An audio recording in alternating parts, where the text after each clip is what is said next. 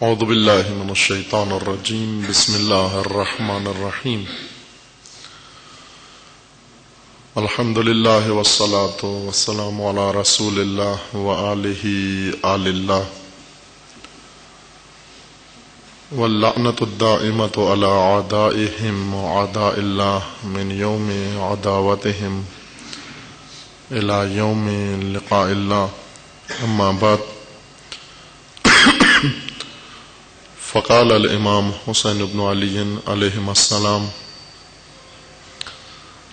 انی لم اخرج اشرا ولا بطرا ولا ظالما ولا مفسدا انما خرجت لطلب الاصلاح في امت جدی اريد ان اامر بالمعروف وانهى عن المنکر واسیر بسیرت جدی و ابی علی ابن ابی طالب علیہ السلام. درود پڑھیے محمد و آل محمد.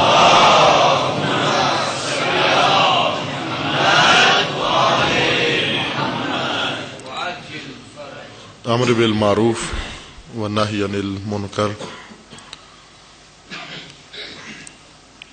کربلا کے مقاصد میں سے اصلی ایک مقصد ہے جسے سید الشہداء علیہ السلام نے خود بیان فرمایا کہ میں امر بالمعروف و نہی عن المنکر کرنے جا رہا ہوں.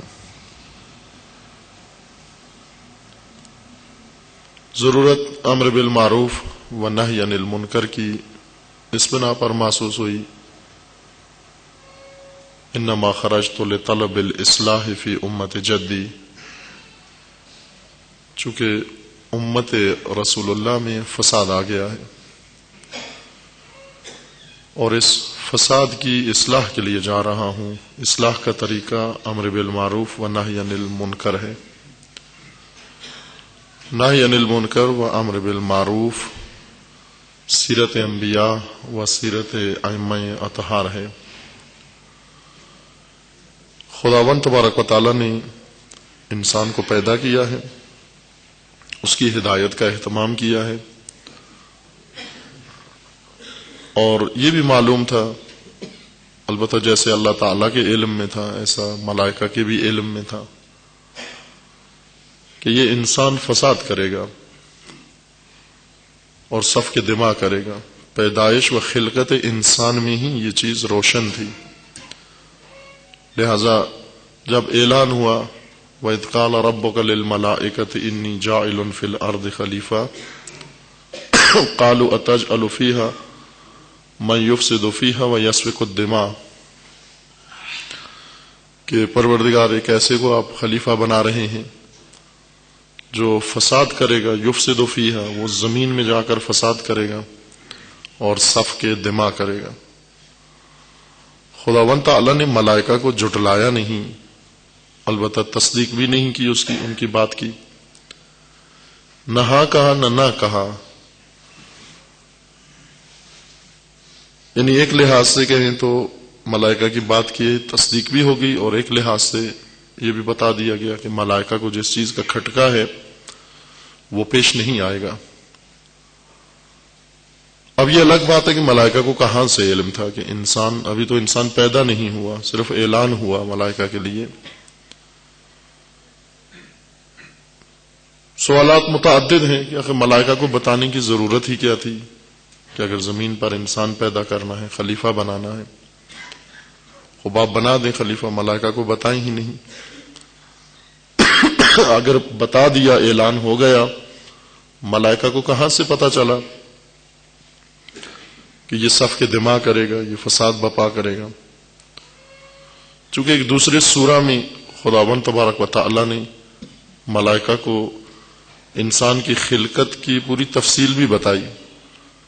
سورہ بقرہ میں فقط اعلان انی جاعل فی الارض خلیفہ، لیکن بظاہر سورہ حجرات میں خداوند تبارک و تعالی نے اس کی تفصیل بھی بتائی کہ میں انسان پیدا کر رہا ہوں لیکن تراب سے، تین سے، مٹی سے میں انسان بنا رہا ہوں. اور ملائکہ مٹی کی خصوصیات سے بخوبی آشنا تھے کہ مٹی سے جو بنے گا اس کے اندر یہ آثار موجود ہیں. پہلے سے ہی علم تھا کہ یہ معرض فساد میں ہے، اور سونے پہ سہاگا یہ ہوا کہ ساتھ ایک دشمن بھی، ابتدائی خلقت بشر میں ایک دشمن بھی، سخت دشمن، قسم خوردہ دشمن بھی انسان کا بن گیا، اور وہ ابلیس۔ جب خداوند نے حکم دیا انہیں سجدے کا، ابلیس وہیں پہ دشمن ہو گیا۔ نہ صرف یہ کہ سجدہ نہیں کیا بلکہ قسم کھائی عزت خدا کی، فبعزت کا، اے پروردگار تیری عزت کی قسم، لأغوینہم، میں انہیں بہکاؤں گا، انہیں گمراہ کروں گا، انہیں اغوا کروں گا، تیرے راستے سے دور کر دوں گا۔ بس مشکل انسان کی بڑھ گئی کہ پہلے ہی اس کی طینت میں ہی رجحان تھا فساد کی جانب، اور باہر سے مزید بر علت یہ ہوا کہ ایک دشمن بھی بن گیا۔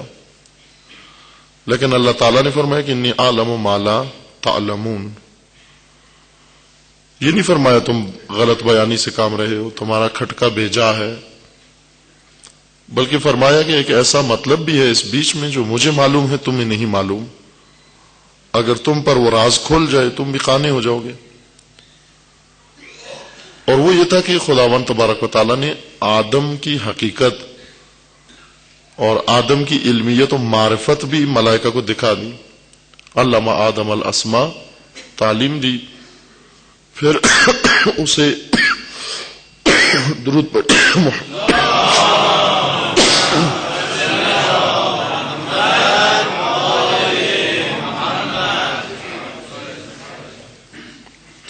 پھر اسے ملائکہ کے سامنے پیش کیا۔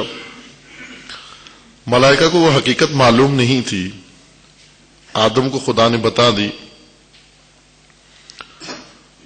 البتہ ہر مطلب یہاں سوال برانگیز ہے کہ آدم کو بتا دی، ملائکہ کو نہیں بتائی، اور پھر کہا کہ اب ملائکہ آپ بتاؤ یہ کیا ہے۔ یوں نہیں ہوا، ملائکہ پر بھی وہ حقیقت پیش ہوئی، آدم پر بھی وہ حقیقت پیش ہوئی۔ ملائکہ کو بھی تعلیم دی گئی، آدم کو بھی تعلیم دی گئی، لیکن ملائکہ سے بڑی بات تھی، ملائکہ کے مرتبے سے بڑا کام تھا، اس لیے ان کے پلے نہیں پڑی۔ لہذا انہیں کہا کہ انبئہم، انہیں تعلیم نہیں دی جا سکتی، انہیں گزارش دی جا سکتی ہے، نبا دی جا سکتی ہے، خبر دی جا سکتی ہے۔ آدم کے ذریعے خبر سنوا دی گئی اور ملائکہ تسلیم ہو گئے، وہ حقیقت جو خدا نے انہیں بتانا چاہیے ملائکہ پر برملا ہو گئی۔ اب وہ فساد کا کھٹکا اور صف کے دماغ کا کھٹکا ملائکہ کے دل سے نکل گیا، اس طرح سے نکلا کہ خم ہو گئے، تسلیم ہو گئے، اور سجدہ بھی کیا۔ جس کی پیدائش پہ معترض تھے کہ اسے کیوں بنا رہے ہیں، جس کی خلقت پہ معترض تھے، اب اسی کے سامنے سجدہ بھی کیا ہوا ہے۔ بس معلوم ہوا کہ وہ حقیقت ان کے سامنے کھل گئی۔ اس لیے اللہ تعالیٰ کو علم تھا کہ یہ ہوگا، لیکن وہ حقیقت جو ملائکہ پر عیا نہیں تھی اور اللہ کے لیے تھی، وہ یہ کہ اس فساد کو روکنے کا اہتمام بھی خدا نے کیا ہے۔ اس کے اندر رجحان ہے فساد کی طرف، لیکن فساد رک بھی جائے گا۔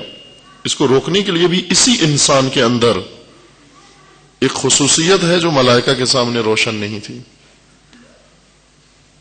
بس جہاں بھی انسان صف کے دماغ کرتا ہے، فساد بپا کرتا ہے اور راہ ہدایت الہی سے باہر جاتا ہے، خود انسان ہی کے ذریعے خداوند تبارک و تعالیٰ نے اس فساد کو روکا بھی ہے، کیونکہ فساد شروع انسان کی طرف سے ہوا ہے، اس کنٹرول بھی انسان کی طرف سے ہو۔ وہ اہتمام جو خدا نے فساد کو روکنے کے لیے کیا ہے، ان میں سے ایک امر بالمعروف و نہی عن المنکر ہے۔ یہ انسان ہی ذمہ دار ہے اس چیز کا، فساد نہ ہونے پائے۔ انسان ہی فساد کرے گا اور انسان ہی روکے گا اس کو فساد سے، انسان ہی کی ذمہ داری ہے۔ کیوں یہ ذمہ داری فرد فرد پر عائد ہوئی؟ کوئی فرد اس سے مستثنا نہیں ہے، جو بھی عاقل و بالغ ہوتا ہے اس کے اوپر جو ذمہ داریاں عائد ہوتی ہیں، ان ذمہ داریوں میں سے سب سے پہلی ذمہ داری امر بالمعروف اور نہی عن المنکر ہے۔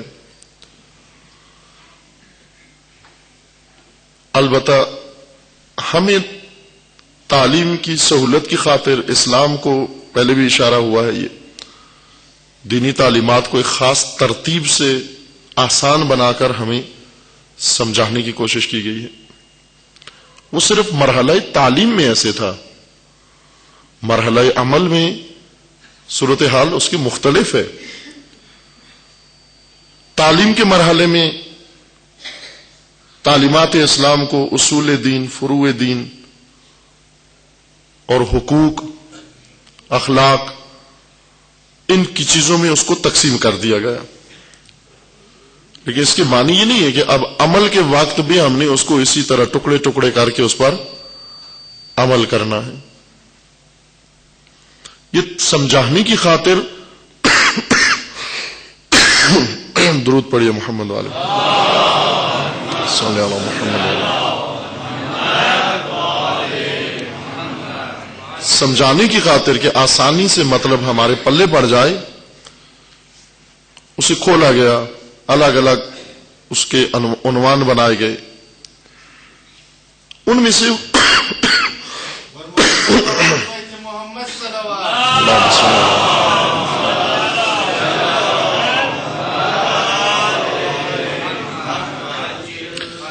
ایک حصہ فروع دین ہے۔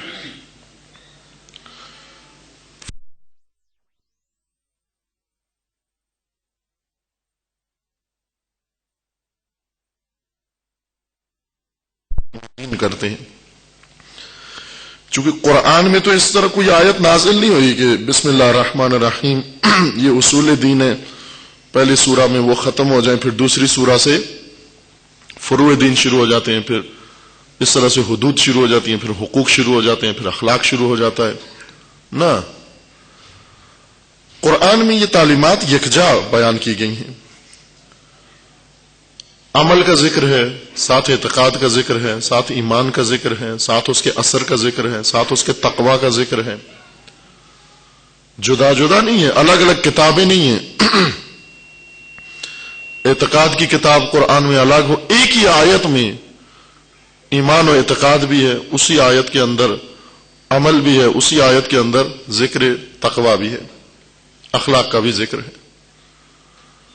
اور ہونا بھی ایسے ہی چاہیے، دین ہے بھی ایسے ہی۔ اب کوئی مومن بن کے الگ بیٹھ جائے، عمل نہ کرے، کوئی عمل شروع کر دے، مومن نہ بنے، ایمان نہ لائے، اور کوئی عمل بھی کرے یا ایمان بھی لے آئے لیکن تقوی نہ ہو، اخلاق نہ ہو، خوب یہ دین اس طرح سے انسان کے اندر آتا نہیں ہے، اس طرح دین حاصل نہیں ہوتا۔ وہ صرف تعلیم کی سہولت کی خاطر کہ ہمیں سمجھ میں آ جائے، علماء نے زحمت کی اور الگ الگ اس کے ابواب بنائے، الگ اس کی فصلیں بنائی، الگ اس کے چیپٹر بنائے تاکہ ہم سمجھ جائیں، لیکن جب عمل کرنا ہے اس کو اسی طرح سے عمل کرنا ہے جس طرح سے ہے وہ۔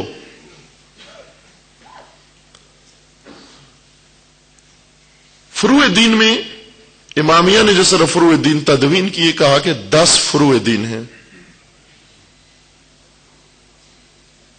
وہ تو یاد ہے انشاءاللہ سب کو فروع دین 10 ہی ہوتے ہیں نا، یہاں بھی پڑھائے جاتے ہیں بچوں کو۔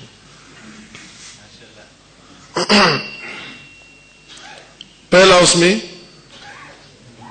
نماز، پھر روزہ، وہ بولتے جائیں آگے، زکوٰۃ، حج، جہاد۔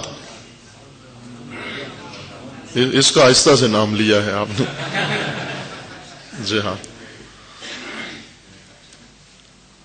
چونکہ روشن اسلام میں جہاد نہیں ہے، جہاد کا نام ہو گیا ابھی دہشت گردی، لہذا اس کو تھوڑا جھیپ کے بولتے ہیں جہاد کو کہ کوئی سن نہ لے مسئلہ۔ جہاد، پھر امر بالمعروف نہی عن المنکر، اور تولا و تبرع۔ ترتیب میں دیکھیں آپ تو امر بالمعروف و نہی عن المنکر کتنے نمبر پہ آیا؟ 7ویں اور 8ویں نمبر پر۔ تولا و تبرع 9ویں اور 10ویں نمبر پر۔ اب ذرا ہم نے ایک ایک کر کے ان پر عمل کرنا ہے، تو پہلے تو مشکل سے نماز گلے پڑی ہوئی ہے، یہی ادا نہیں ہوتی تاکہ دوسرے تک نوبت آئے انسان کی، اور پھر بھی امر بالمعروف بھی رکھا گیا 7ویں 8ویں نمبر پر. یہ تعلیم کی سہولت کے لیے تھا. لیکن عمل کی جب باری آئی، چونکہ مشکل ہے، اطاعت مشکل ہے، صبر کے 3 مقام جو ذکر کیے جاتے ہیں ان میں سے ایک صبر بر طاعت ہے. اطاعت پر صابر ہو انسان. صبر کا معنی یعنی استقامت ہو انسان کے اندر، پائیداری. صبر کا معنی سکوت نہیں ہے، خاموشی نہیں ہے. جیسے کسی کے کوئی پیسے کھا جائے تو کہتے ہیں اب کیا کریں، کہتے ہیں اب صبر کرو. کیا کر سکتے ہو آپ؟ نہ، صبر کا مطلب ہوتا ہے کہ اس کے پیچھے پڑ جاؤ. اب اگر وہ پیسے کھا کے آپ گئے تو آپ صبر کرو، یعنی آپ پائیداری دکھاؤ، نکالو اس سے کسی طریقے سے پیسے. نہ کہ صبر کرنے کا مطلب یہ ہے کہ آپ چپ کر لو اور کہو کہ ایران میں کہتے ہیں کہ ضرب المثل ہے کہ جو تیل گر جائے وہ نظر حضرت عباس ہوتی ہے. جو گرا نہیں ہے وہ اپنا ہے، جو گر جائے کہتے ہیں مولا کی نظر ہے. نہ، جو پیسہ کوئی لے جائے کہتے ہیں چلو رائے خدا میں سے یہ پیسہ. وہ تو رائے خدا میں نہیں جو لے گیا، کوئی غصب کر گیا. عمل کے مرحلہ میں یہ جو 7ویں اور 8ویں نمبر پہ تھا، عمل کے مرحلہ میں غائب ہی ہو گیا. اور اس طرح سے غائب ہوا کہ آہستہ آہستہ تعلیم سے بھی نکل گیا، یعنی سلیبس سے بھی، اسلامی سلیبس سے بھی نکل گیا. اور فروع دین رہ گئے فقط 6. کہتے ہیں اصول دین 5 ہیں، فروع دین 6 ہیں. متعارف، متداول، رائج فروع دین 6 ہیں، کہ وہ 6ٹا بھی کوشش کر رہے ہیں کہ ابھی نکل جائے، اور نکل گیا ہے تقریباً. ابھی بیلنس ہو گیا ہے، جتنے اصول ہیں اتنے فروع ہیں. 5 اصول ہیں، 5 فروع ہیں. کہتے ہیں نا راؤنڈ دین ہونا چاہیے، کہ ایسا نہ ہو کہ اصول کی تعداد کم ہو، فروع کی تعداد زیادہ ہو. ابھی کہتے ہیں کہ جہاد دہشت گردی ہے، لہذا یہ بھی فروع دین سے نکال دیں. جب نہیں تھا دہشت گردی تو بھی کوئی جہاد نہیں کرتا تھا، لیکن کتابوں میں تھا کم از کم. اب کہا کہ کتابوں سے بھی اس کو نکال دیں. اب یہ المیہ جہاد سے پہلے امر بالمعروف و نہی عن المنکر کے ساتھ پیش آیا، کہ ایسا ایسا کتابوں سے بھی نکل گیا. شہید مطہری رضوان اللہ تعالی علیہ ایک افسوس اس کا اظہار کرتے ہیں، وہ یہ کہ ابتدا میں، یعنی پہلی چند صدیاں غیبت کبریٰ کے زمانے میں، ہمیں بعض بزرگ فقہا کے کتب فقہی میں اور رسالہ عملیہ میں امر بالمعروف اور نہی عن المنکر کا تذکرہ ملتا ہے.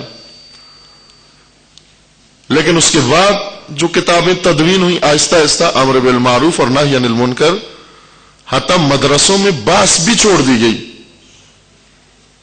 کتابوں میں لکھنا بھی حذف ہو گیا، ختم ہو گیا. لہذا بعد میں جو کتابیں وجود میں آئیں ان متوسط یا آخری صدیوں میں، صدیوں کی بات کر رہا ہوں، نہ سالوں مہینوں کی یا سالوں کی، صدیوں تک یہ اہم ترین موضوع یہ کتابوں سے اور ہمارے سلیبس سے ہی نکل گیا باہر. بعد میں جو شخصیت آئی جنہوں نے آ کر باقاعدہ اپنی فقہی کتاب میں اس کو جگہ دی، وہ امام خمینی رضوان اللہ تعالی علیہ ہیں، کہ باقاعدہ طور پر آ کر تحریر الوسیلہ جو امام کی فقہی کتاب ہے، اس میں کتاب امر بالمعروف اور نہی عن المنکر دوبارہ نظر آتی ہے. لیکن اس سے پہلے آپ جتنا فقہی کتب کو تلاش کریں، آپ کو کتاب امر بالمعروف اور نہی عن المنکر نہیں ملے گی. پھر چلے جائیں اوائل کی صدیوں میں، وہاں نظر آتی ہے، فقہ کے اندر تدوین نظر آتی ہے اس کی. اب افسوس یہ کرتے ہیں شہید مطہری کہ کیوں، آخر کیا چیز سبب بنی، کیا چیز باعث بنی کہ امر بالمعروف جیسا اہم ترین باب ہماری کتب سے حذف ہو جاتا ہے. البتہ اس کے بھی عوامل ہیں، اس کے بھی اپنے اسباب ہیں. شہید مطہری ایک سبب کی طرف اشارہ کرتے ہیں کہ اس کی بڑی وجہ یہ تھی کہ اہل سنت میں بھی یہی ہوا ان میں بھی کچھ عرصے تک کتاب امر بالمعروف رہی، پھر اس کے بعد انہوں نے بھی فقہ سے اس کا تذکرہ ہی ختم کر دیا۔ حکومتیں بہت اثر انداز ہوتی ہیں دین کے اوپر، کہنے کو تو کہتے ہیں ہم سیکولر ہیں، یعنی دین سے ہمارا کوئی تعلق نہیں ہے، لیکن حقیقت ایسی نہیں ہے، دین سے ان کا بڑا گہرا تعلق ہوتا ہے، اور ایک رات ایسی نہیں گزرتی ان کی کہ وہ دین کے بارے میں نہ سوچتے ہوں، ایک شب بھی ایسی نہیں گزرتی کہ حکمران دین کے بارے میں کچھ نہ کچھ سوچ کے نہ سوتے ہوں، کوئی دن ایسا نہیں گزرتا جس دن دین پر کوئی کاری ضرب وارد نہ کرتے ہیں، تعلق ہے ان کا دین سے۔ رہبر انقلاب فرماتے ہیں کہ ہمیں جو کہا جاتا ہے کہ علماء دین سے الگ رہیں اور دین سیاست سے الگ رہیں اور سیاست دین سے الگ رہے، خوب اول تو ایسے بےہودہ بات ہے یہ،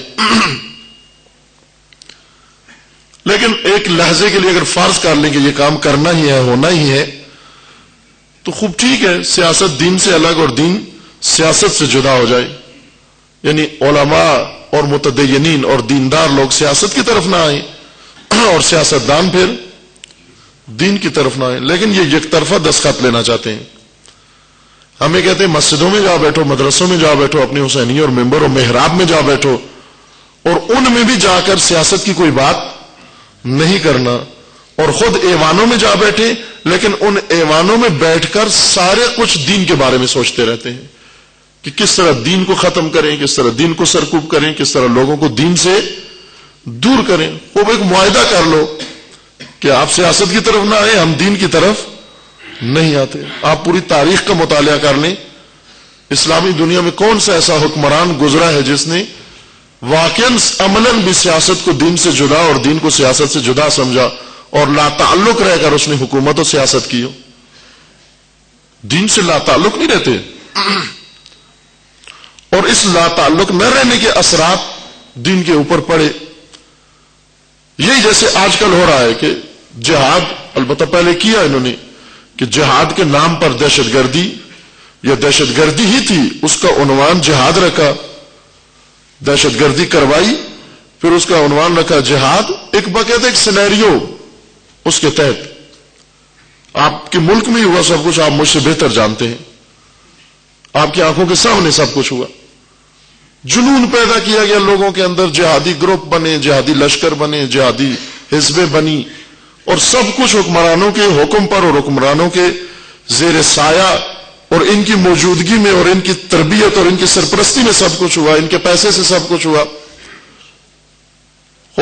جنون پیدا کیا گیا۔ در و دیوار پاکستان کے جہاد اگلنے لگے، گلی گلی جہاد، گھر گھر جہاد شروع ہو گیا۔ خوب پھر انہی جہادیوں کو جو اپنی سرپرستی میں انہوں نے سب کچھ بنایا، انہی جہادیوں کو آ کر کہا یہ بنیاد پرست نہیں ہے، یہ فنڈامنٹل ہے۔ یہ دوسرا قدم تھا۔ کل کے جہادی بعد کے بنیاد پرست ہو گئے، اور تیسرے مرحلے میں آ کر کہا نہ، بنیاد پرست نہیں ہے بلکہ یہ دہشت گرد ہیں۔ وہی مجاہدین دہشت گرد ہیں، مجاہدین ہو گئے دہشت گرد، یعنی پہلے جہاد کرتے تھے، ابھی دہشت گردی کر رہے ہیں نا، جو کام وہ پہلے کر رہے تھے وہی آج بھی کر رہے ہیں، ان کے کام میں کوئی فرق نہیں آیا، وہ تو وہی کام کر رہے تھے جو آپ نے ان کو سونپا تھا، وہ وہی کام کر رہے تھے، صرف ادھر سے بیٹھا ہوا ان کا عنوان بدل گیا، بیٹھ کر جنہوں نے ان کو لقب دیا، پہلے کہہ رہے تھے جہادی ہیں، مجاہد ہیں، آپ کا دہشت گرد ہیں۔ خوب یہ سب کس لیے ہوا؟ صرف چند گروہوں کے لیے یا ایک دو ملکوں کے لیے ہوا؟ نہ، اصل ماحول یہاں بنایا گیا، دہشت گردی کا نام جہاد رکھا گیا، اور ہدف بھی خود جہاد ہی تھا۔ جہاد کو اسلامی سلیبس سے باہر نکالنا مقصود تھا۔ وہ کس طرح سے نکالیں؟ بیٹھے بیٹھے تو نہیں کوئی کر سکتا جی جہاد دہشت گردی ہے، یہ باور کرانے کے لیے لوگوں کو کہ جہاد دہشت گردی ہے، جہاد کے نام سے دہشت گردی کروائی گئی۔ ساری دنیا نے دیکھا کہ خوب مسجدوں پہ حملے ہو رہے ہیں، جلوسوں پہ حملے ہو رہے ہیں، عزاداروں پہ حملے ہو رہے ہیں، نماز جمعہ پہ حملے ہو رہے ہیں، وہ پوچھتے ہیں یہ کیا ہے؟ کہتے ہیں جہاد ہے یہ، بس اس کا مطلب جہاد اس کو کہتے ہیں۔ اب قرآن کھول کے بتاتے ہیں کہ یہ کون انہیں سکھاتا ہے؟ یہ قرآن سکھاتا ہے نہیں، یہ جہاد یعنی یہی دہشت گردی ہے۔ پھر کہا کہ پاس معلوم ہو گیا، ساری دنیا نے باور کر لیا اندر اور باہر کہ جہاد یعنی دہشت گردی۔ کیا کریں پھر؟ دہشت گردی کا خاتمہ کرنا ہے۔ دہشت گردی کا خاتمہ کس طریقے سے کریں؟ دہشت گردی کا خاتمہ اس طریقے سے کریں کہ وہ دہشت گرد ان کو کھلی چھٹی دے دیں، قرآن سے لفظ جہاد کو نکال دے، دہشت گردی کا خاتمہ ہو جائے گا۔ دہشت گردوں کو معافی کا اعلان کر دیں، قرآن کو معاف نہیں کرنا۔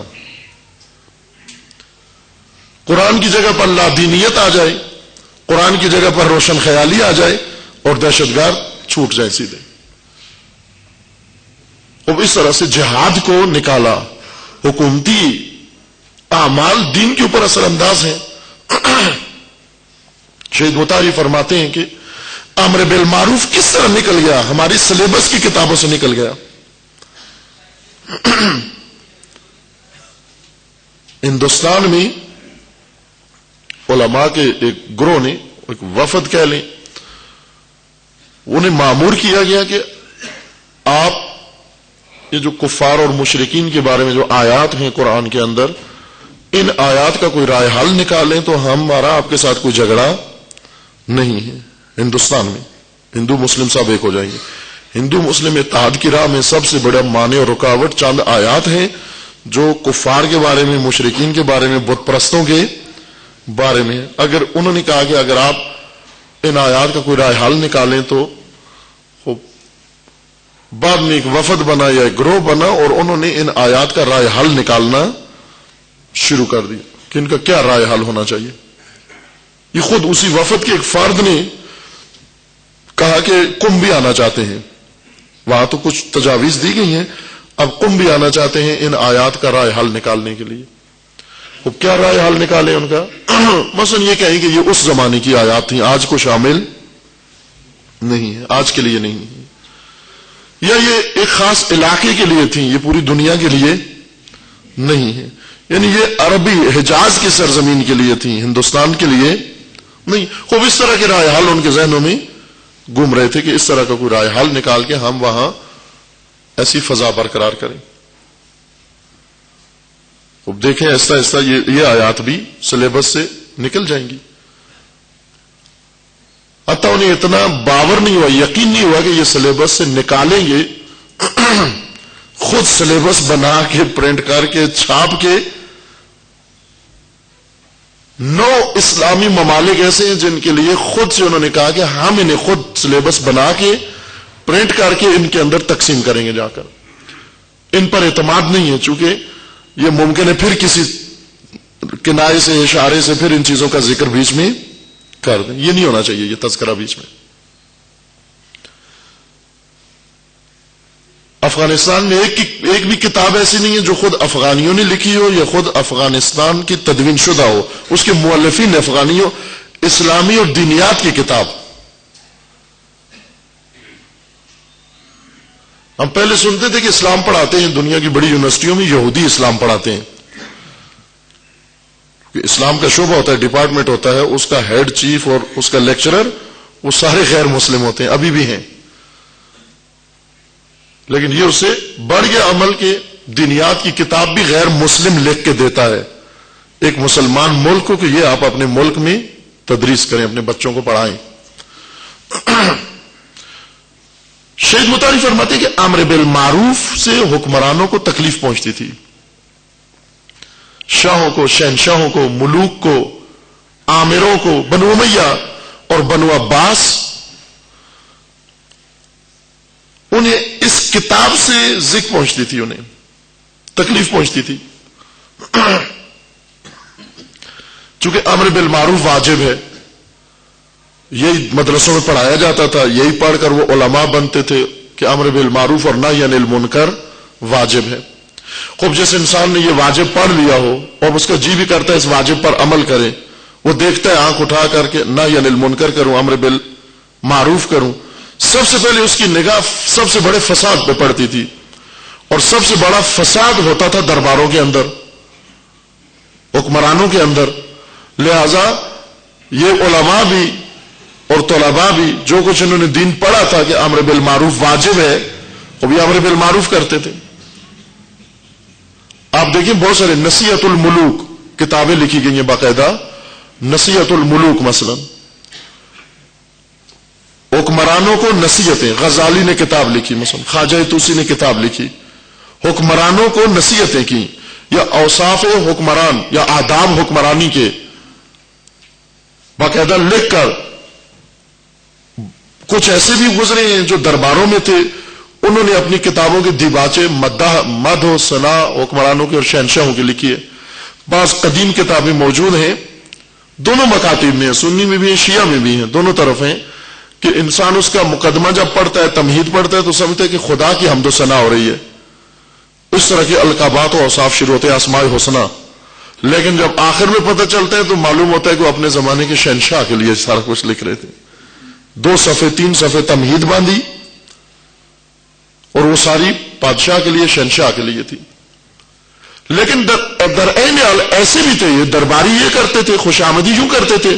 لیکن کچھ ایسے تھے جو ملوک کو خط لکھتے تھے، نصیحت کرتے تھے ان کو، حکمرانوں کو، اور ان سے پوچھا جاتا ہے کہ آپ حکمرانوں کے خلاف کیوں ایسی زبان استعمال کرتے ہیں؟ وہ کہتے تھے چونکہ ہم پر امر بالمعروف اور نہی عن المنکر واجب ہے. حکمران بھی، اس زمانے کے حکمران بھی اس زمانے کے حکمرانوں جیسے ہی تھے. یعنی بجائے اس کے کہ جو انہیں امر بالمعروف کرتے ہیں یا نصیحت الملوک لکھتے ہیں یا حکمرانوں کے ایسے آداب سکھاتے ہیں اور انہیں تلقین کرتے ہیں، واعظ و نصیحت کرتے ہیں، انہیں لگام دینے کے، انہوں نے کہا کہ یہ سلسلہ رکے گا تو نہیں. مثلا ہم نے ایک کو پکڑ لیا، جیل میں ڈال دیا، پابند کر دیا، جلا وطن کر دیا. جب تک کتاب میں لکھا ہوا ہے کہ آپ نے امر بالمعروف کرنا ہے، خوب دوسرا آگے پڑھے گا، پھر ایک نیا اٹھ کھڑا ہوگا، اس کو ہم پابندی لگائیں گے، ایک تیسرا پڑھ کے آئے گا، پھر آئے گا، نئی نسل آئے گی، وہ پڑھے گی، وہ پھر اٹھ کر کھڑی ہو جائے گی. اس لیے چونکہ مدرسوں کو حکومتی امداد ملتی تھی، حکومت کی سرپرستی میں مدرسے چلتے تھے، اور علماء کو باقاعدہ وظیفے ملتے تھے حکمرانوں کی طرف سے، بادشاہ اور شہنشاہوں کی طرف سے. ان شہنشاہوں نے پابندی لگا دی کہ ہمارا وظیفہ اس صورت میں آپ کو ملے گا، اس مدرسے کو ملے گا جس مدرسے میں امر بالمعروف و نہی عن المنکر نہ پڑھایا جاتا ہو. کیونکہ امر بالمعروف وہ مداخلت بیجا ہے حکومت کے اندر.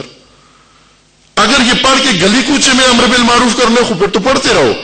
لیکن مشکل یہاں کھڑی ہو جاتی تھی کہ امر بالمعروف پڑھتے تھے طلبہ، نہی عن المنکر کی کتاب پڑھتے تھے، یہ وظیفہ اپنا فریضہ پڑھتے تھے، اور پڑھ کر فوراً مخاطب حکمرانوں کو، چونکہ سب سے بڑے فاسد وہ ہوتے تھے، لہذا فوراً ان کو مخاطب ہو جاتے.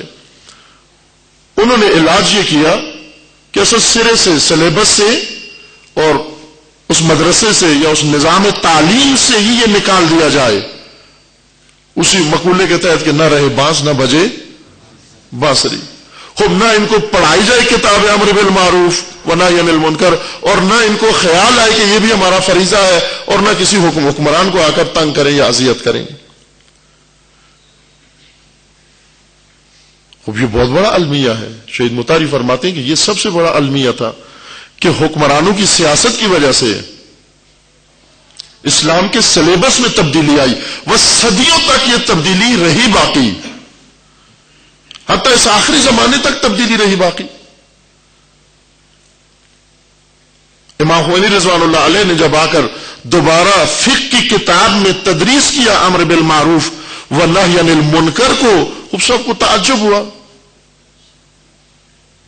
کہ یہ تو شامل نہیں تھی. اسی طرح حال اہل سنت کے حامی تھا، شبیہ اس کے، چونکہ اس طرف علماء زیادہ حکومتوں کے قریب تھے. شیعہ تھوڑے فاصلے پر تھے علماء، لیکن اہل سنت کی علماء حکمرانوں سے اور ملوک سے زیادہ قریب تھے، قربت زیادہ تھی ان کو، ان پر زیادہ اثر انداز تھے حکمران. اب آپ دیکھیں کہ ایک اہم ترین فریضہ فرد امت کا، اس کو اسلام کی تعلیمات سے ہی حکمرانوں کے اثر سے نکال دیا گیا، چونکہ اس سے حکمرانوں کو تکلیف پہنچتی ہے. اور وہی طریقہ آج جہاد کے لیے چونکہ کامیاب تجربہ تھا، جس نے بھی آج شروع کیا کہ جہاد کو دہشت گردی بنا کر، یعنی جس نے بھی یہ تجویز دی ان کو، ظاہراً تاریخ کا گہرا مطالعہ تھا اس کا، چونکہ اسلام کے سلیبس میں پہلے یہ تبدیلی آ چکی تھی حکمرانوں کے اثر رسوخ سے، لہذا انہوں نے کہا کہ جہاد ختم کرنے کے لیے، اس کو سلیبس سے نکالنے کے لیے بہترین طریقہ یہ ہے کہ آپ جہاد کا ایک ایسا رخ بتاؤ لوگوں کو، خود لوگ متنفر ہو جائیں اس سے،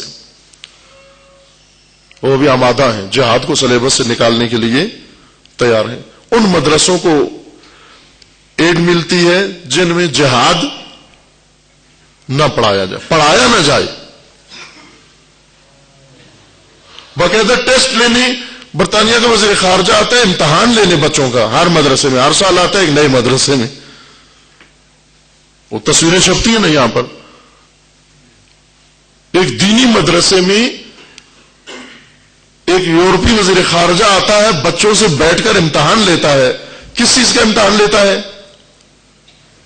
یہ تو نہیں کہ ذرا بات درست پڑھ رہے ہیں یا نہیں پڑھتے، یہ تجوید و قرات ان کی ٹھیک ہے یا نہیں ہے، وہ دیتے ہیں جب ہمیں امداد دیتے ہیں، جب ہم آپ کو ایڈ دیتے ہیں، جب ہم پیسہ دیتے ہیں، کیا پڑھا رہے ہو ان کو؟ بچوں سے بھی پوچھتے ہیں کہ کیا تعلیم دے رہے ہیں آپ کو؟ خوب اس طرح امر بالمعروف مفسدین کی تاثیر کی وجہ سے رک گیا۔ اس کی مثالیں اب آئے اپنے ملک میں بھی آپ دیکھ سکتے ہیں۔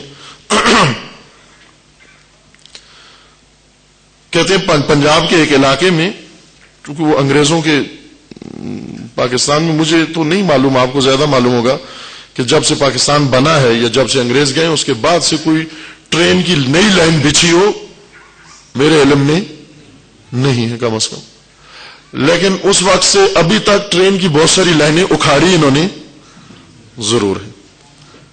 یہ ہے ان کا کارنامہ، کوئی پرانی فرسودہ اور پوسیدہ لائنیں وہ اکھاڑ دی انہوں نے۔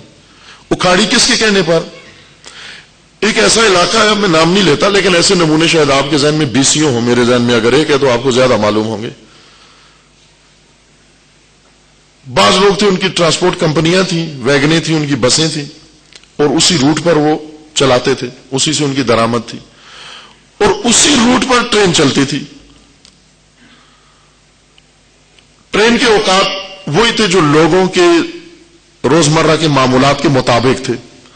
مثلا دیہاتی علاقے سے ٹرین صبح سویرے نکلتی اذان کے وقت اور شہر پہنچتی، ظاہر ملازمین دیہاتوں سے آتے ہیں شہر کی طرف، وہ بہترین وقت تھا، پھر 2-3 بجے وہ ٹرین شہر سے جاتی واپس اسی روٹ پر، تو جو بھی آتے لوگ روزمرہ اسی ٹرین پر آتے۔ ان ویگنوں پر کوئی نہیں بیٹھتا تھا، ان بسوں پر کوئی نہیں بیٹھتا تھا۔ انہوں نے سب سے پہلے یہ کام کیا کہ اس ٹرین کا ٹائم چینج کروایا کہ وہ رات کو مثلا 11-12 بجے وہاں سے چلتی تھی اور دن کو 9-10 بجے یہاں سے واپس جاتی تھی۔ اس ٹائم پہ نہ ادھر سے کوئی آنے والا ہوتا تھا نہ ادھر سے کوئی جانے والا، جیسے آج کل مثلا PIA کی پروازیں ہیں، اب نہ جانے والا تھا نہ کوئی آنے والا۔ 1 سال 2 سال چند سال تک انہوں نے دیکھا کہ ٹرین خالی آتی جاتی ہے، ایک آدمی بھی اس پہ سوار نہیں ہوتا۔ آہستہ آہستہ ریلوے کے محکمے کو باور کرایا گیا کہ یہ فضول ٹرین ہے، یہ بند ہو جائے بہتر ہے، خواہ مخواہ میں ڈیزل بھی ضائع ہوتا ہے یا نقصان ہوتا ہے اور تنخواہیں بھی دینی پڑتی ہیں، بہتر ہے وہ بند کر دی گئی۔ کچھ سال تک وہ بند رہی، وہ ٹرین کی پٹڑی پہ گھاس ہو گئی۔ انہوں نے کہا کہ یہ لوہا ضائع ہو رہا ہے، اور آپ نے ایک حکمران ہمارے گزرے لوہا خور،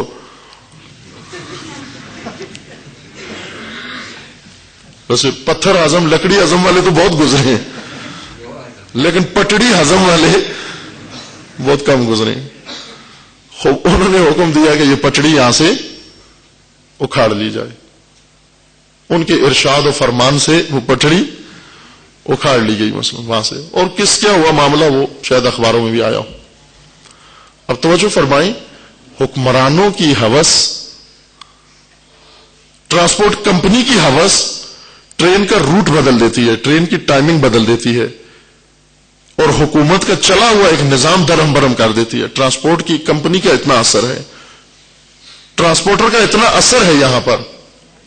جس ملک میں ٹرانسپورٹر جو اقتدار میں بھی نہیں ہے، فقط پیسہ ہے اس کے پاس، اتنا اثر انداز ہوتا ہے، کہ حکومت کی چلی ہوئی ٹرین کا ٹائم بدل دیتا ہے، اس کا روٹ بدل دیتا ہے اور آخرکار وہ پٹڑی اکھاڑنا پڑتی ہے، تو کیا آپ یہ سمجھتے ہیں کہ اگر ملک کے ٹرانسپورٹر کا اتنا اثر ہے تو ملک کے حکمران کا اتنا اثر نہیں ہے کہ وہ دین خدا کی چلتی ایک ٹرین کو روک لے اور ایک پٹڑی اکھاڑ دے اور کہے کہ اس کی ضرورت نہیں؟ یہ روزمرہ کے معمولات میں سے ہے۔ امر بالمعروف کے ساتھ یہ المیہ ہوا، اور ظاہر ہے ہم بھی دیکھتے رہتے ہیں کہ کون سی بات حکمرانوں کو پسند ہوتی ہے، کون سی ناپسند ہے۔ علماء ایک چکی میں ہوتے ہیں، چکی کے اندر ہوتے ہیں، نیچے سے عوام، اوپر سے حکمران، اور ان کو دونوں کو خوش رکھنا آسان بات نہیں ہے، حکمرانوں کو اور عوام کو خوش رکھنا۔ آدھا دین عوام کو خوش کرنے کے لیے چھوڑنا پڑتا ہے، باقی بچا کھچا حکمرانوں کو خوش رکھنے کے لیے چھوڑنا پڑتا ہے۔ پھر دین کے نام پر جو گفتگو ہوتی ہے وہ ایسے ٹوٹکے چٹکلے بیان کرنے میں گزر جاتی ہے۔ کیوں کہ اگر کوئی بات منہ سے دین کی نکل گئی، کوئی آیت قرآن ایسی نکل گئی، یا عوام ناراض ہو جائیں گے یا حکمران ناراض ہو جائیں گے۔ اور امر بالمعروف وہ چیز ہے کہ جس سے دونوں ناراض ہو جاتے ہیں، عوام کو کریں تو ناراض، حکمرانوں کو کریں تو ناراض۔ اور ان کو خوش رکھنا خدمت خلق ہے، کیونکہ عوام کو خوش رکھنا بھی تو ایک خدمت ہے۔ یہ دکھی انسانیت، یہ پریشان انسانیت، یہ بلوں کے بوجھ کے نیچے دبی ہوئی انسانیت، اگر اس کو خوشی رکھا جائے تو یہ بھی ایک بڑی خدمت ہے۔ لہذا بہتر ہے کہ ایسی باتیں نہ کی جائیں جس سے دل دکھتے ہیں، لوگوں کے پریشان ہوتے ہیں۔ تو اس طرح کرتے کرتے یہ کتاب سلیبس سے نکل گئی، امر بالمعروف اور نہی عن المنکر، پورا چیپٹر ہی غائب ہو گیا۔ اب سوال یہ کہ خداوند تبارک و تعالیٰ نے یہ وظیفہ سب کے لیے فریضہ کیوں مقرر کیا، فرد فرد کے لیے؟ ہر فرد کا فریضہ ہے، تو یہ توجہ فرمائیں، یہ وہ فریضہ ہے جس میں نیابت نہیں ہے کہ اگر کسی نے کر دیا تو مجھ سے ساقط ہے۔ بعض فرائض ایسے ہیں جو کسی نے انجام دے دیے مجھ سے ساقط ہے، لیکن امر بالمعروف فرد فرد کے اوپر واجب ہے۔ وہ اپنا حق جب تک ادا نہیں کرے گا اس کا ذمہ ساقط نہیں ہوگا، اس کا ذمہ بری نہیں ہے، فارغ الذمہ نہیں ہے وہ انسان، اس کو اپنا فریضہ خود انجام دینا۔ جیسے اپنا کھانا خود کھاتے ہیں ہم، اپنی آکسیجن خود لیتے ہیں، ہم تنفس خود لیتے ہیں، اور اس میں کسی کو نیابت نہیں دیتے۔ اگر کوئی لینا بھی چاہے تو ہم حاضر نہیں ہے اس کو، کوئی کہے کہ آپ زحمت ہوتی ہے آپ کو، آپ آقا ہو، آپ بزرگ ہو، آپ مثلا حجت الاسلام ہو، آپ کو سانس لیتے ہوئے تکلیف ہوتی ہے، آپ کی جگہ میں سانس لیتا ہوں، آپ زحمت نہ فرمائیے، وہ کہتے ہیں نہ، اتنی مہربانی ہمارے ساتھ نہ کریں۔ اس کام میں نیابت نہیں ہے، سب کے اوپر فرض ہے۔ یہ تنہا فریضہ ہے کہ فرد فرد باہم انجام دیں، ایک ساتھ انجام دیں امر بالمعروف۔ کیوں؟ اس لیے کہ جس کام کے لیے، جس مقصد کے لیے امر بالمعروف یہ فریضہ مقرر کیا گیا ہے، وہ امر اور وہ مقصد بڑا عظیم ہے۔ بہت سادہ سے الفاظ میں قرآن نے اس کی طرف اشارہ کیا۔ یہ آیہ کریمہ یا یہ سورہ جو آپ روز پڑھتے بھی ہیں اور سنتے بھی ہیں، والعصر ان الانسان لفی خسر، سادہ سی عربی ہے، بہت سادہ، جو عربی نہیں جانتا وہ بھی قرینے جوڑ کے معنی کر لیتا ہے کہ عصر کی قسم۔ ایک نفسیات اور بھی ہے ہماری کہ مثلا قرآن میں جو کچھ بیان کیا جاتا ہے، جو مقصود ہوتا ہے اصلی، اس کی طرف اتنی توجہ نہیں ہوتی، اور قرآن نے جو حصہ چھوڑ دیا ہے، نہیں بیان کیا، اس پہ زیادہ توجہ ہوتی ہے۔ جیسے ایک ماجرہ حضرت آدم ہے، اس کے اندر سب کچھ ذکر ہوا، لیکن اس درخت کا نام نہیں بیان ہوا کہ وہ کون سا درخت تھا۔ اب دیکھ لیں، سب ذہن تشویش ساری یہ، وہ درخت کیا تھا، وہ دانا کون سا دانا تھا، باقی کسی چیز کی تو مثلا خلافت کیا ہوتی ہے یہ نہیں مہم نہیں ہے، ملائکہ کیا ہوتے ہیں یہ مہم نہیں ہے، سجدہ انہوں نے کیا یہ مہم نہیں ہے، ابلیس کیا تھا یہ مہم نہیں ہے، ابلیس کیوں شیطان بن گیا یہ مہم نہیں ہے، سب سے اہم بات ہے کہ وہ دانا کیا تھا۔ خوب اگر وہ دانا اتنا ہی اہم ہوتا تو قرآن بتا دیتا کہ کون سا دانا تھا۔ اہمیت نہیں رکھتا اس لیے خدا نے اس کا تذکرہ نہیں کیا۔ بعض اوقات دلچسپی اسی نقطے میں ہوتی ہے جو بات نہیں ہوئی ہے، جیسا کہ بقول شاعر کے کہ وہ چبھتی بھی وہی بات ہے جو نہیں ہوتی، بعضوں کو وہ بات بہت بری لگتی ہے جو بیان ہی نہیں ہوتی، وہ بات سارے فسانے میں جس کا ذکر نہ تھا وہ بات ان کو بہت ناگوار گزری ہے، جو بیان ہی نہیں ہوئی وہ بات بہت ناگوار گزری ہے۔ سورہ عصر میں سارا زور کس میں ہے کہ یہ عصر کیا ہے؟ قسم کھائی خداوند نے والعصر۔ اب آپ تفسیریں اٹھا کے دیکھ لیں کہ جلدیں فقط اس میں لکھ دی گئی ہیں کہ اس عصر سے کیا مراد ہے، حالانکہ اصل مقصود وہ بعد والا معاملہ ہے، قسم کے بعد جو چیز آتی ہے وہ مقصود ہوتی ہے۔ قسم کھائی خدا نے، اتنا ہمیں معلوم ہے کہ عصر کوئی معمولی چیز نہیں ہے۔ کیوں معمولی نہیں ہے؟ چونکہ خدا نے اس کی قسم کھائی ہے۔ والعصر، کون سا زمانہ ہے، کون سا عصر ہے، مہم ہے، اہمیت ہے اس کی، اسی وجہ سے اللہ نے اس کی قسم کھائی ہے۔ لیکن اہم بات اس آیا کا پیغام والعصر نہیں ہے، اس آیا کا پیغام بعد میں ہے۔ کون سا ہے؟ ان الانسان لفی خسر۔ اس کی طرف ذرا توجہ نہیں ہے، تفسیریں اٹھا کے دیکھ لیں۔ ان الانسان لفی خسر آدھا جملہ، یہ پورا جملہ ہے، آدھے جملے میں اس کی تفسیر ہو جاتی ہے، انسان خسارے میں، گھاٹے میں ہے۔ کون سا گھاٹا انسان کو، کون سا خسارہ انسان کو؟ بشریت خسارے کے اندر ہے، بشریت بحران کا شکار ہے، بشریت گھاٹے میں جا رہی ہے۔ ان الانسان لفی خسر، انسان خسارے میں ہے، نہ ایک طبقہ، ایک قوم، انسان خسارے میں ہے۔ اب اس خسارے سے انسان کو بچائے گا کون؟ اور نجات کا ذریعہ کیا ہے؟ الا الذین آمنوا وعملوا الصالحات وتواصوا بالحق وتواصوا بالصبر۔ انسان سب کے سب ڈوب رہے ہیں، اس ڈوبتی انسانیت کو کون بچائے گا؟ قرآن کا فرمان ہے کہ خود انسان ایک دوسرے کی مدد کر کے ایک دوسرے کو بچائیں۔ وتواصوا بالحق وتواصوا بالصبر، ایک دوسرے کو بچاؤ، ایک دوسرے کو نجات دو، ورنہ خسارہ اتنا عظیم ہے، بحران اتنا عظیم ہے کہ بعض کے بچانے سے یہ ہونے والا کام نہیں ہے۔ اگر 1,00,000 آدمی ڈوب رہا ہے، 10,000 آدمی ان کو نہیں بچا سکتے۔ 1,00,000 انسان اگر ڈوب رہے تو 1,00,000 آدمی چاہیے جو ان کو آ کر نجات دے۔ سب کوشش کریں گے تو نجات ملے گی، ورنہ ایک آدمی اگر آواز اٹھائی، وہ صدا بے سہرا ہے، اس کی آواز کی کوئی تاثیر نہیں ہے۔ کچھ کام ایسے ہیں جو بعض کے کرنے سے ہو جاتے ہیں، 1-2 آدمی بھی اٹھ کر انجام دیں ہو جاتے ہیں۔ اسے اشارہ بھی کیا میں نے، اگر کوئی مریض ہے مثلا 1-2 ڈاکٹر بھی ہو جائیں کافی ہیں، ان کو علاج کر سکتے ہیں۔ ایک ڈاکٹر سینکڑوں آدمیوں کا علاج کر سکتا ہے، واعظ نصیحت 1-2 آدمی کر سکتے ہیں، لیکن نجات فرد جب تک اٹھ کر قیام نہیں کرتا، وہ فرد اپنی ذمہ داری محسوس نہیں کرتا، اس وقت تک نجات نہیں ہے۔ اس لیے سب کے اوپر یہ فریضہ ہے، کسی سے مستثنا نہیں ہے، کسی سے ٹالا نہیں گیا، کسی سے ہٹایا نہیں گیا، یہ فریضہ سب اس کو انجام دیں۔ توجہ فرمائیں، حکمت کیا تھی؟ حکمت اس کے اندر یہ ہے کہ اگر انسانی معاشرے میں فساد آ جائے، فساد، اس کو امام معصوم نے بہت خوبصورت طریقے سے امر بالمعروف کی حکمت بیان کی ہے۔ کہتے ہیں قرآن و اطرت ایک ساتھ ہیں، ایک دوسرے سے جدا نہیں ہے۔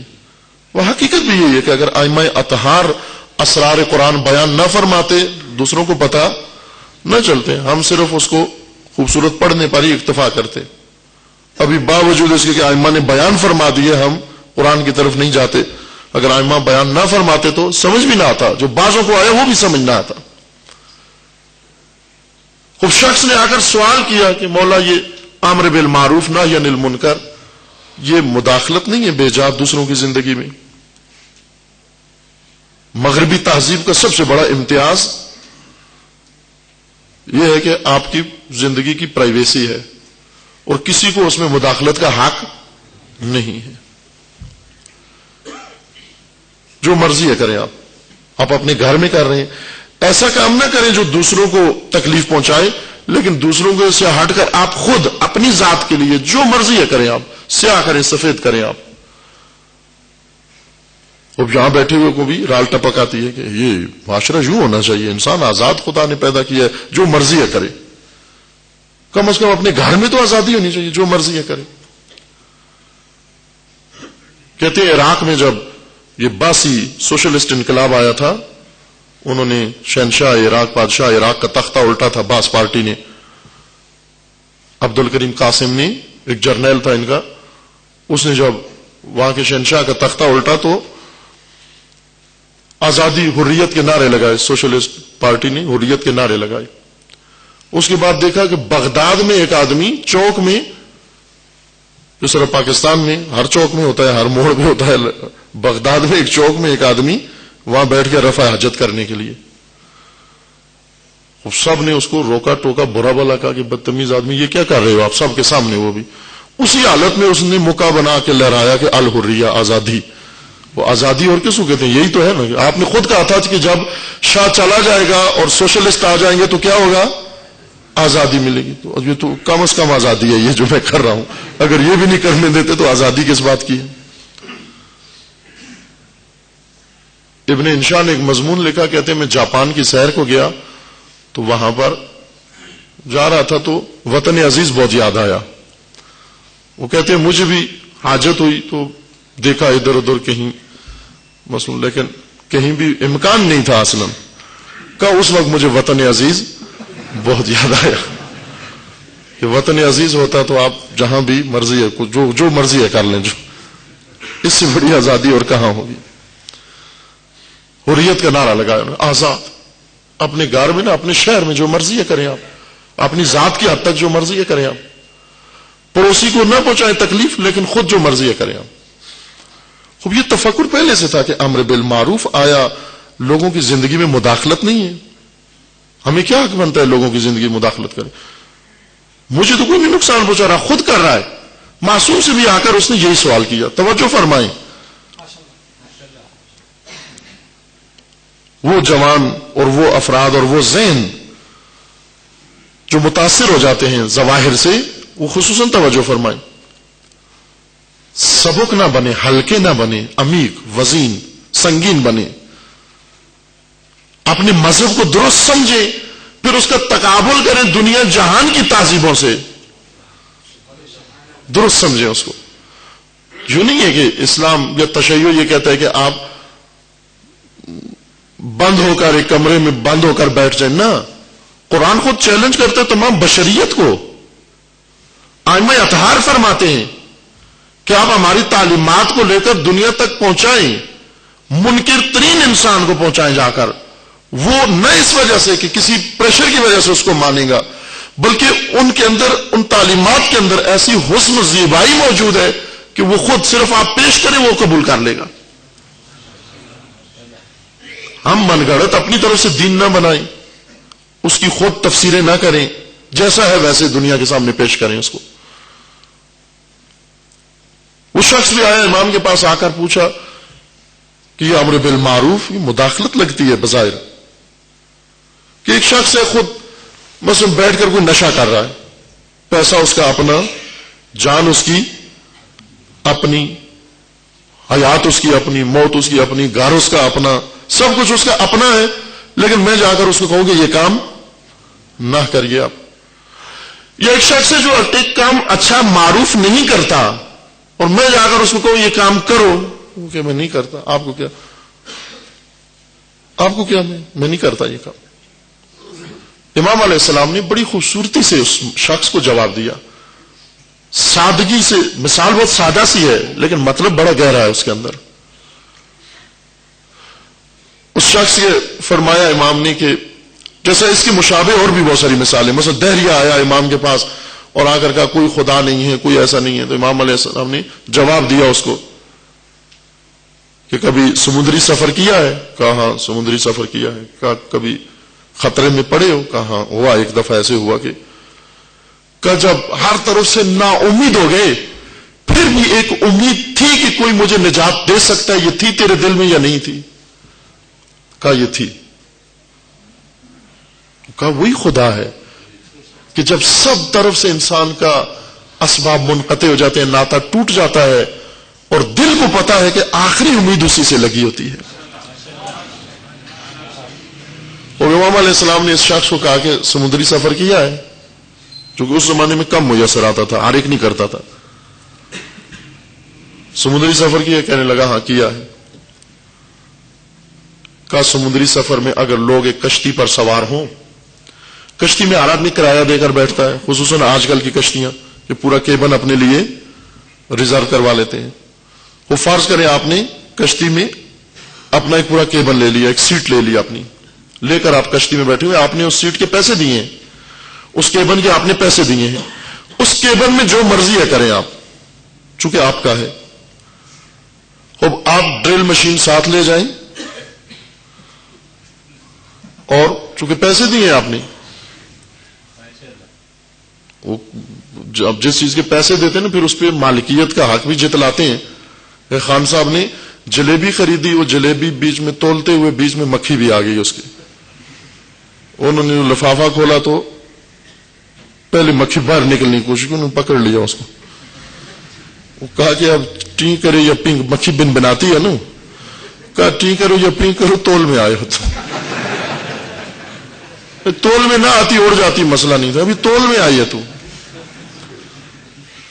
وہ سیٹ تول میں آئی ہے، انسان نے پیسے دیے، میں نے پیسے دیے اپنی سیٹ ریزرو کروا لی ہے، خوب کیا کریں ڈرل مشین ساتھ لے جائیں اور جا کر اس کا سوراخ شروع کر دیں۔ آپ امام نے یہ فرمایا کہ اب میں آج کی تعبیریں استعمال کر رہا ہوں، امام نے فرمایا کہ تم کشتی میں بیٹھو اور پیسے دے کرایہ دو اور جس جگہ پر تم بیٹھے ہوئے ہو وہیں پر اس کا سوراخ شروع کر دو، اور کشتی کے باقی مسافر چپ ساتھ کے بیٹھے رہے، کہیں کہ سیٹ اپنی ہے اس کی، سوراخ کرتا ہے تو کرنے دو اس کو، لیکن آپ دیکھیں کہ کوئی بھی خاموش نہیں بیٹھتا، ہر ایک اٹھ کر ٹوکتا ہے کہ یہ کام نہیں کرو، وصیت نصیحت نہیں کرتے، ریکویسٹ نہیں کرتے، اس کو باقاعدہ فرمان دیتے ہیں کہ بھائی جان یہ کام نہ کرو، ہم ابھی آپ کو احترام سے بھائی جان کہہ رہے ہیں،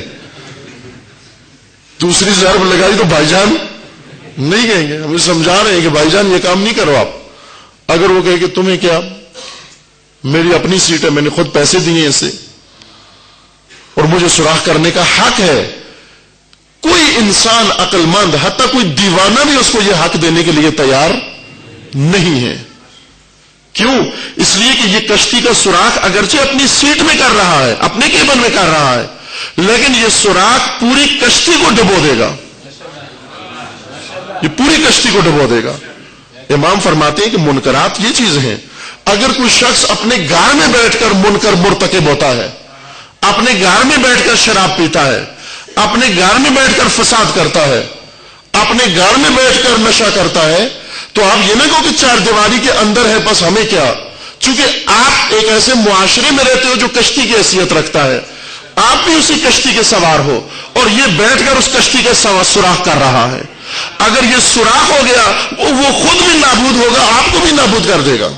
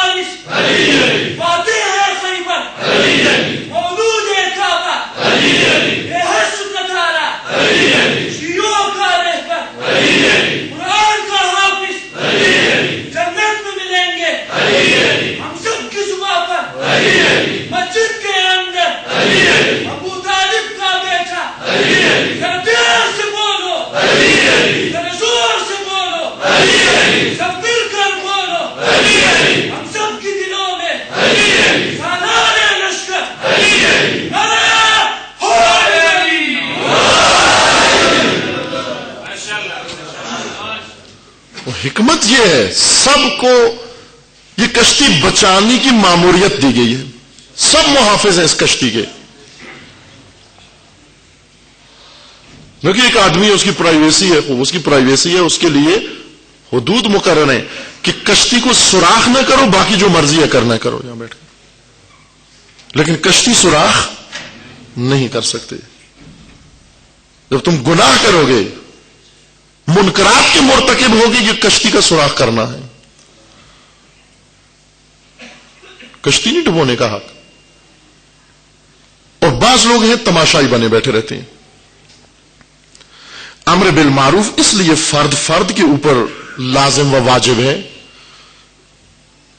کہ انسان کو شان انسانیت مل جائے، مقام انسانیت انسان کو نصیب ہو جائے۔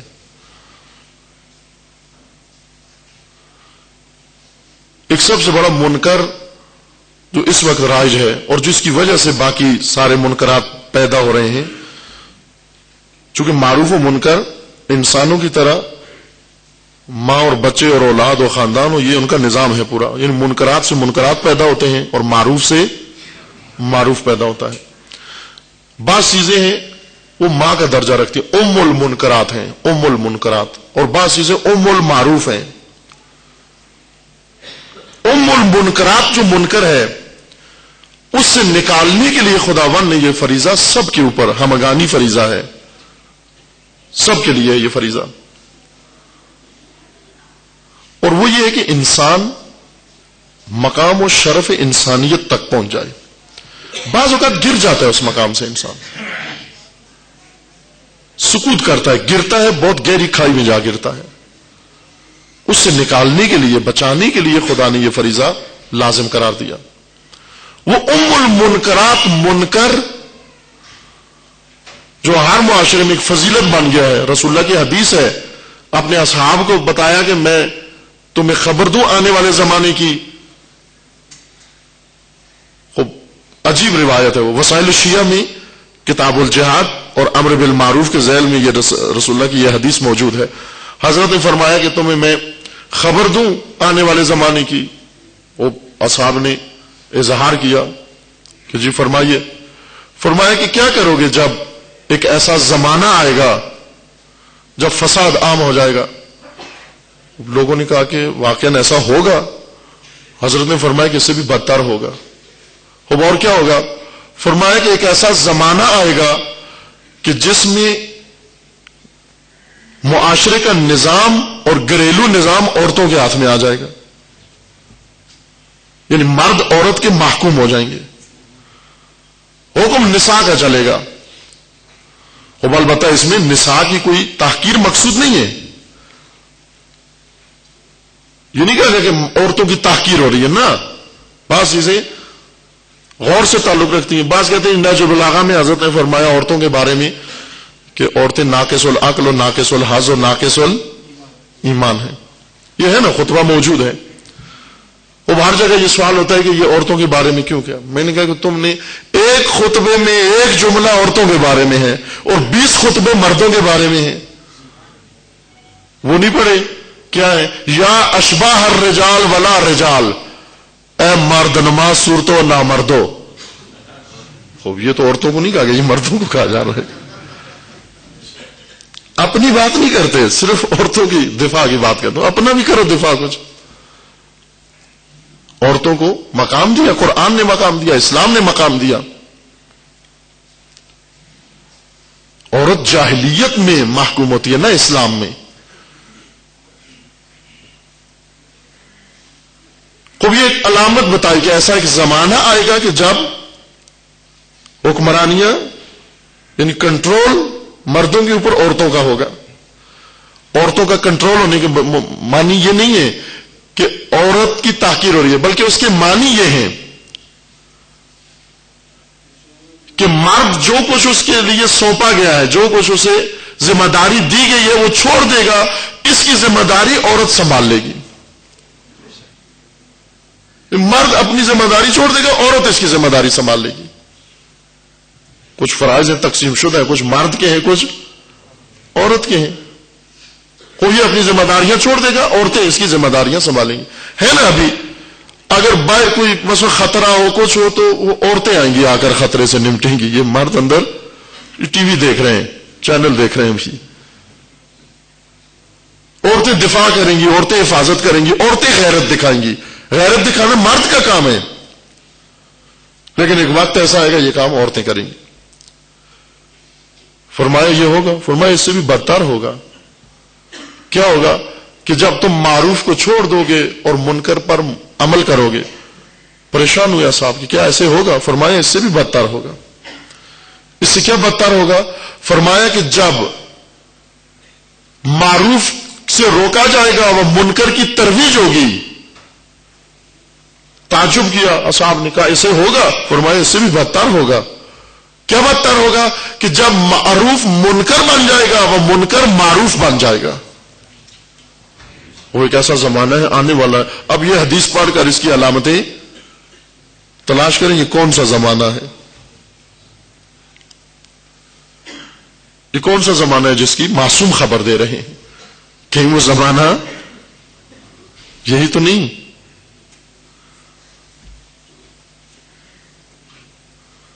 کہ یہی تو نہیں وہ زمانہ. معروف منکر اور منکر معروف بن گیا.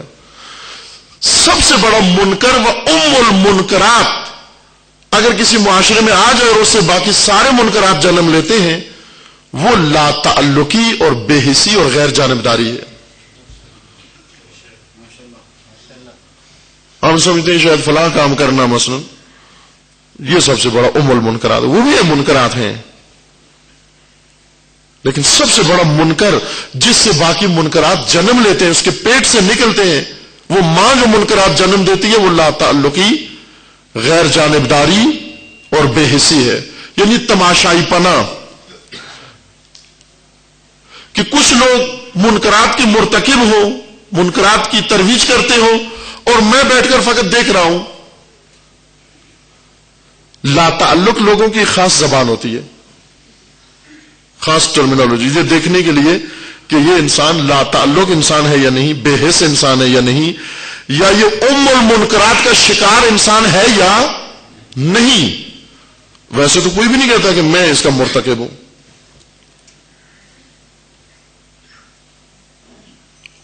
اگر کوئی انسان غلط کام کر رہا ہو اس کو جا کر روکیں آپ, وہ جواب یہ کیا دے گا؟ تجھے کیا؟ یہ میں کر رہا ہوں, خود میں کر رہا ہوں, تجھے کیا؟ اور اگر اسے کہیں کہ وہ دوسرا غلط کام کر رہا ہے, چلو اس کو جا کر روکیں, یہ کہتا ہے کہ مجھے کیا. ہے نا یہ زبان بازوں کی. مولانا کو کسی نے آ کر کہا کہ آج ہمارے گھر حلوہ پکا ہے, تو اس نے کہا مجھے کیا, وہ آپ کے گھر پکا ہے. تو انہوں نے کہا کہ آپ کے گھر بھی بھیجا ہے, تو انہوں نے کہا تجھے کیا. پھر یہ زبان کہ مجھے کیا اور تجھے کیا, یہ لا تعلق لوگوں کی زبان ہے, یہ تماشائیوں کی زبان ہے, یہ بے حس لوگوں کی زبان ہے. جو بھی یہ زبان استعمال کرے کہ مجھے کیا, وہ کر رہا ہے مجھے کیا, اور یہ میں کر رہا ہوں تجھے کیا, یہ سمجھو الامراض میں و المنکرات میں مبتلا ہے یہ انسان. یعنی کہ مجھے کیا تجھے کیا. آپ کی کشتی کا سوراخ کر رہے ہیں, آپ کہتے ہیں مجھے کیا, اور اگر آپ خود سوراخ کر رہے ہیں تو کہتے ہیں تجھے کیا. یہ المنکرات ہے. اسی سے ساری منکرات پھیلتی ہیں. مجھے کیا تجھے کیا. خدا نے کسی انسان کو تماشائی پیدا نہیں کیا, یہ ہم خود تماشائی بن گئے ہیں. کھیل شروع کیے ہم نے, ان کھیلوں میں ایک ٹیم ہوتی ہے, کھلاڑی ہوتے ہیں چاند ایک انگوش شمار کھلاڑی ہوتے ہیں, اور بے انتہا و بے شمار تماشائی ہوتے ہیں.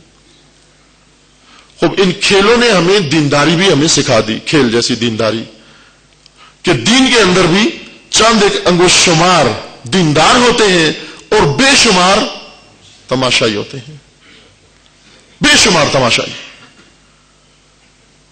کربلا میں یہی تو ہوا,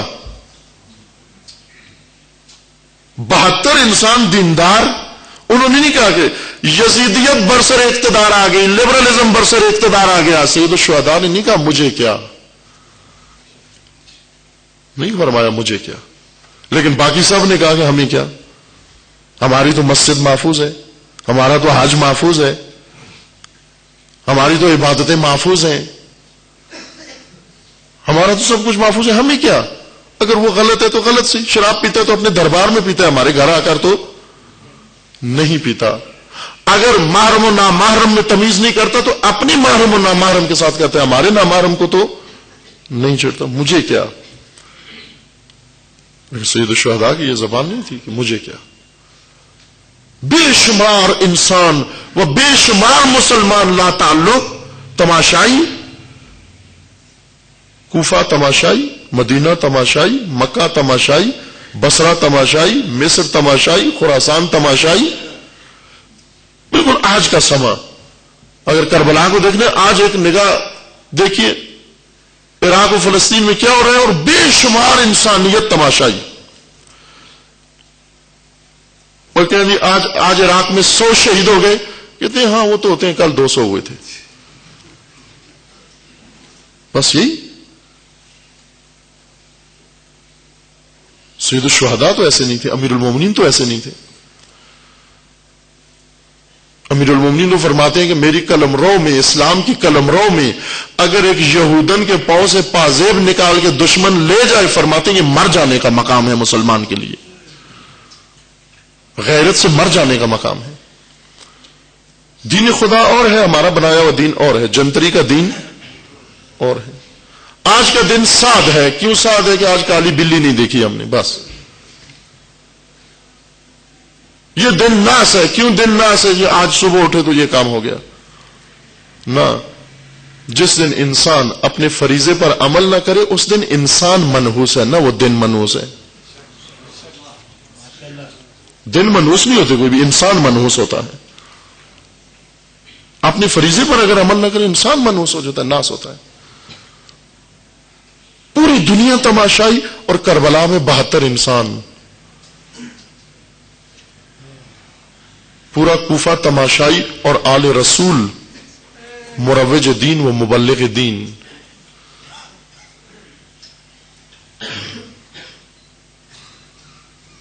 اس نقطے کو انشاءاللہ مزید آپ کی خدمت میں عرض کروں گا۔ میں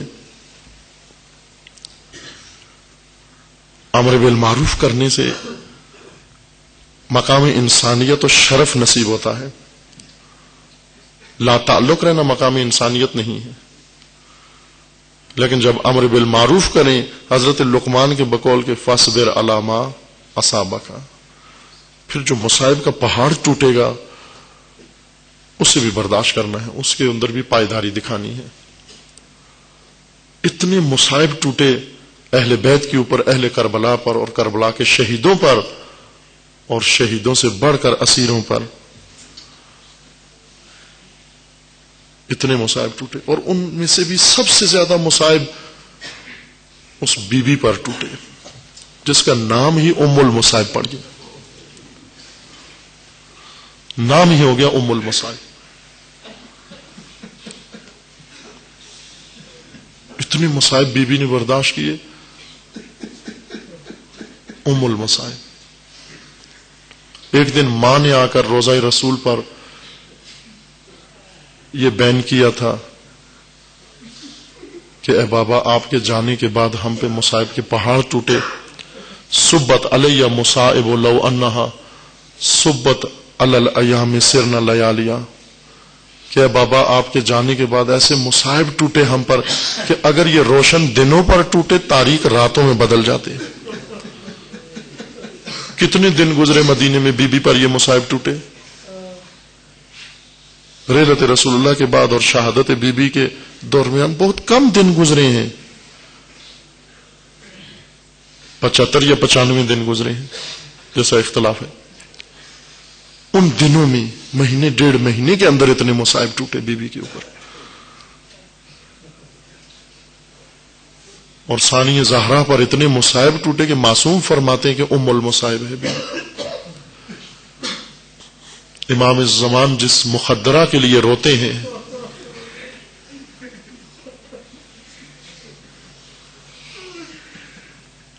لیکن بی بی نے امر بالمعروف نہیں ترک کیا۔ خدا شاہد ہے، میں جب بھی بیوی کا وہ خطبہ اور وہ منظر جب ذہن میں مجسم کرتا ہوں، جب پڑھتا ہوں اس کو،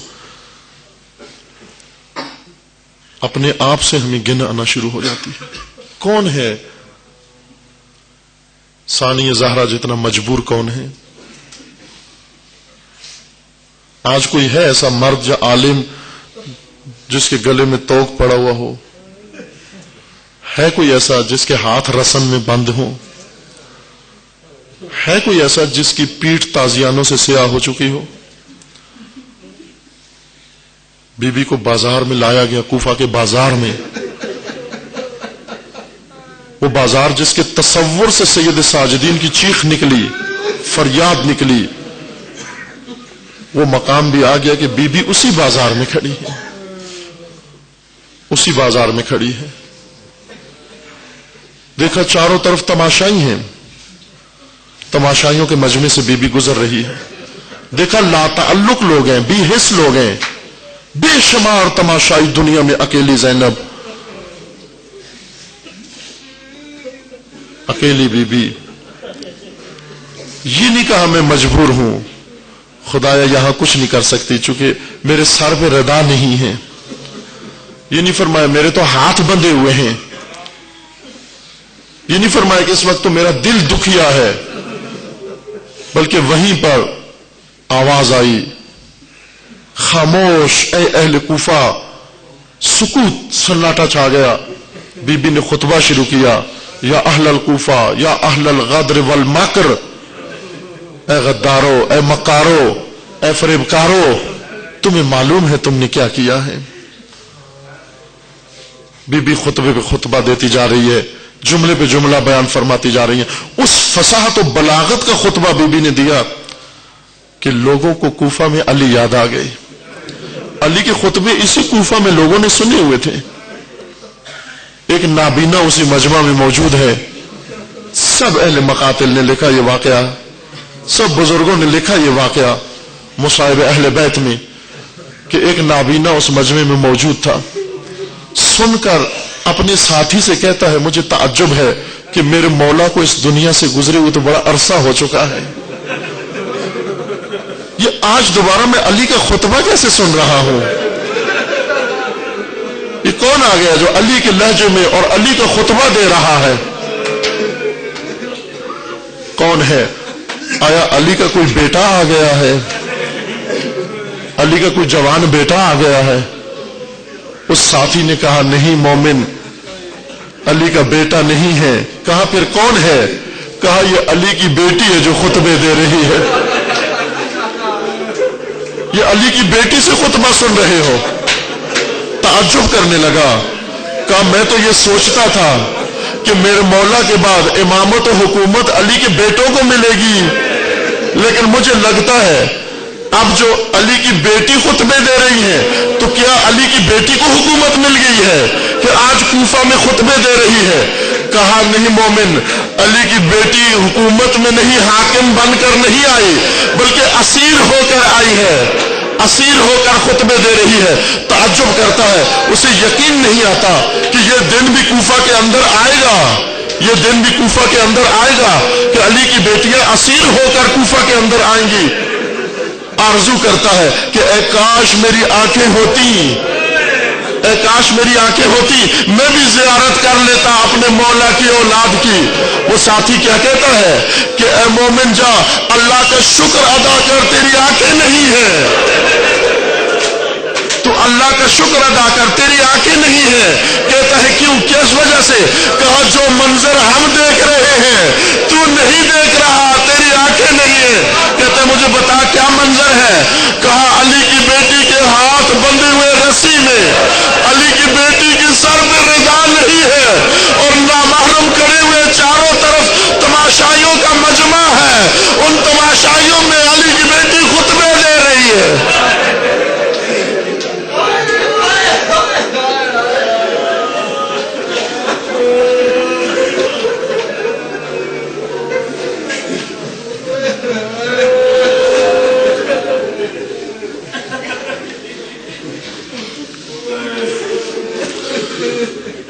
لعنة الله على الظالمين فسيعلم الذين ظلموا أي منقلب ينقلبون اللهم بحق اسمك العظيم الأعظم الأعز الأجل الأكرم يا الله يا الله يا الله يا الله يا الله يا الله يا الله يا الله يا الله پروردگار بحق محمد وآل محمد ہمارے اس قلیل سے ذکر کو اپنی بارگاہ میں قبول فرما، مومنین کے اخلاص و خلوص کو شرف قبولیت عطا فرما، جو مومنین اس دنیا سے رحلت کر گئے انہیں جوار رحمت میں مقام نصیب فرما، جو مریض ہیں انہیں شفاء کاملہ نصیب فرما، جو مقروض ہیں اپنے خزائن غیبیہ سے ان کے قرض ادا فرما، جو بے روزگار ہیں انہیں رزق حلال نصیب فرما۔ پروردگار بحق محمد و آل محمد جو صاحب حاجات ہیں ان کی تمام حاجات کو پورا فرما، جو ملتمس دعائیں ہیں ان کی ساری دعاؤں کو مستجاب فرما، جو کسی مشکل و مصیبت میں گرفتار ہیں ان کے تمام مسائل و مشکلات کو برطرف فرما۔ پروردگار عالم اسلام کو ظلم و ستم سے نجات عطا فرما، ان ظالمین کو ظلم سمیت نیست و نابود فرما، امریکہ اور اسرائیل کا خاتمہ فرما، ملت عراق کی حمایت فرما، ملت فلسطین کی نصرت فرما، حزب اللہ لبنان کو کامیابی عطا فرما، سید مقاومت سید حسن نصر اللہ کی حفاظت فرما، رہبر انقلاب اسلامی کی حفاظت فرما، انقلاب اسلامی کو دشمنوں کے شر سے محفوظ فرما۔ پروردگار اس مملکت پاکستان کی حفاظت فرما، اسے دشمنوں کے شر سے محفوظ فرما، اس کے ساتھ خیانت کرنے والوں کو رسوا فرما، عزاداران سید الشہداء علیہ السلام جہاں کہیں بھی اپنے سایہ حفظ و امان میں محفوظ فرما، دشمنان عزاداری کو نیست و نابود فرما۔ پروردگار اپنے ولی حق ولی اللہ العظم اجل اللہ تعالی فرج و شریف کا جلد از جلد ظہور فرما، ہمیں حضرت کے اعوان و انصار میں سے ہونے کی توفیق عطا فرما، تمام مرحومین کے لیے، مومنین و مومنات کے لیے، بالخصوص شہداء کے لیے، وبالاخص امام شہداء حضرت امام خمینی رضوان اللہ علیہ کے لیے۔ سورہ فاتحہ۔ بسم اللہ الرحمن الرحیم۔